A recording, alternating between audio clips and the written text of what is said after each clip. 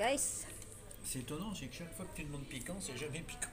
Yan, beef yan siya guys. Sizzling beef.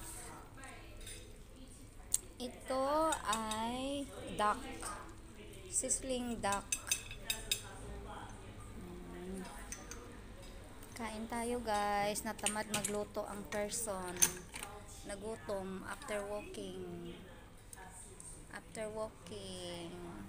Ayan. Ang aking habibi guys. Gutom. Let's eat. Voilà. Saba? Ayan. Oop. Kain tayo. Let's eat. Dinner. Our dinner for tonight, guys.